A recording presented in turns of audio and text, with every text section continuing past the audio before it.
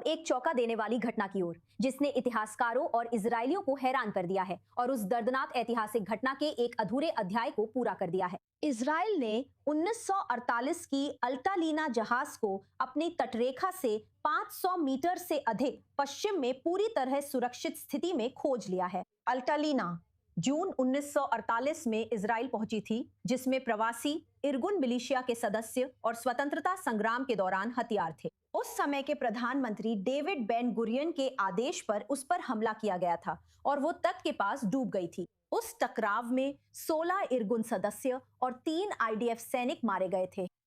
अब एक जटिल समुद्री खोज अभियान में उसका मलबा पूरी तरह से मिल गया है। अब खास बात यह है कि प्रधानमंत्री बेंजामिन नेतन्याहू और अति दक्षिणपंथी नेता इतामार बेन गवीर ने पहले अलग अलग स्थानों पर इस महत्वपूर्ण घटनाक्रम पर टिप्पणी की है। सुनिए। तेल अवीव के तट के पास अल अल्तलेना में आग लग गई। तेल अवीव के तट के पास भाइयों ने भाइयों के हाथों अपनी जान गंवाई। लेकिन ठीक उसी भयंकर आग से अल अल्तलेना के कमांडर, या यूं कहें कि इरगुन के कमांडर मेनाहेम बेगिन, उनकी आत्मा को शांति मिले, की पुकार आई।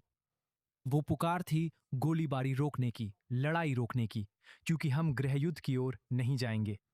ये है अल्तलेना का बड़ा सबक। ये आज भी उतना ही सच है जितना तब था, क्योंकि विभाजन कमजोरी है और एकता ताकत है। और आज मैं कहता हूं कि हमारे भीतर जो एकता है वो जितनी दिखती है उससे कहीं अधिक है, खासकर चुनाव प्रचार में जितनी दिखती है उससे भी ज्यादा। और ये एकता जरूरी है ताकि हम उन बड़े चुनौतियों का सामना कर सकें जो अभी भी हमारे सामने हैं। इसलिए हमें अपने भविष्य और अपनी सुरक्षा सुनिश्चित करने के लिए एक व्यापक राष्ट्रीय सरकार स्थापित करनी चाहिए। मैं आज यहाँ एट्जेल हाउस में खड़ा हूँ। पहली बार प्रताड़ना का स्वाद चख रहा हूँ। पहली बार ये महसूस कर रहा हूँ कि आपके साथ एक ही मंच पर फोटो खिंचवाना नहीं चाहता। तो और जानकारी के लिए हम मार्क शुल्मन का स्वागत करते हैं, जो इतिहासकार हैं और तेल अवीव डायरी से जुड़े लेखक हैं। हमारे साथ तेल अवीव से जुड़ रहे हैं। हमेशा की तरह आपको देखकर अच्छा लगा। वाह, ये सोचकर हैरानी होती है कि इतने समय बाद भी अल्तलेना पूरी तरह से मिल गई है और उसे ढूंढने के लिए जो तकनीक इस्तेमाल की गई वो भी काबिले तारीफ है। लेकिन शुरुआत में मार्क हमें इस दर्दनाक और रहस्यमय घटना के महत्व के बारे में बताइए, जो नव स्थापित राज्य के इतिहास में हुई थी। आपके विचार? ठीक है, तो चलिए पहले इतिहास के बारे में बात करते हैं। इजराइल के बारे में सोचिए। ये 1 जून है। सबसे पहले 1948 में राज्य की स्थापना के 15 दिन बाद राज्य चारों तरफ से घिरा हुआ है और उस समय अलग अलग सेनाएं थी। आईडीएफ थी, पमाच का जो बचा था वो था, और इरगुन थी जिसे उस समय एत्जेल कहा जाता था। 1 जून को इजराइल गलील और डेविड बेन गुरियन ने एत्जेल को भंग करने और उसे आईडीएफ का हिस्सा बनाने के लिए एक समझौता किया ताकि एक ही लड़ाकू बल हो। एक अपवाद यरूशलेम में था और इसलिए वो स्वतंत्र बना रहा, क्योंकि 1948 में जिस पर हमने सहमति दी थी उसके अनुसार यरूशलेम को इजराइल राज्य का हिस्सा नहीं होना था। सही। और फिर अल्तसलेना आई और 22 जून को मुझे लगता है ऐसा हुआ था।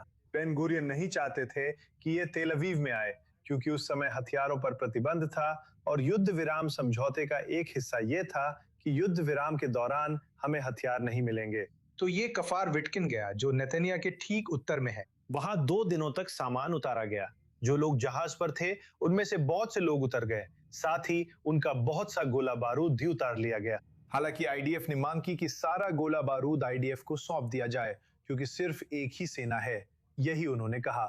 उसी समय आईडीएफ के सदस्य समुद्र तट को घेर चुके थे और उसी समय नावें कफार विटकिन से निकलकर तेल अवीव के तट की ओर चली गईं। तेल अवीव के तट के पास वहां बातचीत हुई थी। बेन गुरियन ने 20% हथियार छोड़ने से इनकार कर दिया। वो चाहता था कि यह हथियार यरूशलेम के लड़ाकों को जाए, और बेन गुरियन ने कहा नहीं, यहाँ सिर्फ एक आईडीएफ है, यहाँ सिर्फ एक ही सैन्य बल है, यहाँ सिर्फ एक ही सैन्य बल हो सकता है। आखिरकार बेन गुरियन ने जहाज पर तोप चलाने का आदेश दिया। जहाज में आग लग गई और आखिरकार जहाज वास्तव में डूबा नहीं, जहाज वास्तव में फिशरमैन स्ट्रीट पर फंस गया और निश्चित रूप से जहाज पर सवार कई लोग आग लगने के कारण मारे गए और उस समय 2 आईडीएफ सैनिक भी मारे गए थे और जो भी हथियार बचे थे वे भी खो गए। सही है। और उसी समय नचुम बेगिन किनारे आए, उस समय के एत्जेल रेडियो पर गए और कहा, हम लड़ने नहीं आएंगे। सैकड़ों एड्ज़ेल लड़ाके तेल अवीव की ओर बढ़ रहे थे कुछ करने के लिए। उन्होंने कहा, हम नहीं लड़ेंगे, हम गृह युद्ध नहीं करेंगे। इस देश में कोई गृह युद्ध नहीं होगा, और यही इस पूरी बात का सबसे महत्वपूर्ण बिंदु था। कोई गृह युद्ध नहीं और एक ही सेना। अब आज के समय पे आते हैं। मेरे पास 30 सेकंड बचे हैं। बेंजामिन नेतन्याहू और इतामार बेन गवीर ने इस ऐतिहासिक पल पर अलग अलग टिप्पणी की है। इस पर संक्षेप में आपका क्या विचार है? अलग अलग, वे एक साथ नहीं होना चाहते थे, या कम से कम नेतन्याहू बेन गवीर के साथ नहीं होना चाहते थे। वो फिर से बेन गवीर से दूरी बनाए रखना चाहते हैं। मुझे लगता है आप जानते हैं, नेतन्याहू इस समय पूरी तरह से राष्ट्रहित वाला राज्य केंद्रित रुख अपनाने की कोशिश कर रहे हैं। उन्हें लगता है कि उन पर ही हमला हो रहा है, इसलिए उन्होंने वही रुख अपनाया। बहुत सारे सवाल हैं कि अचानक आज ही ये क्यों मिला, 6 महीने पहले या 3 महीने पहले क्यों नहीं मिला।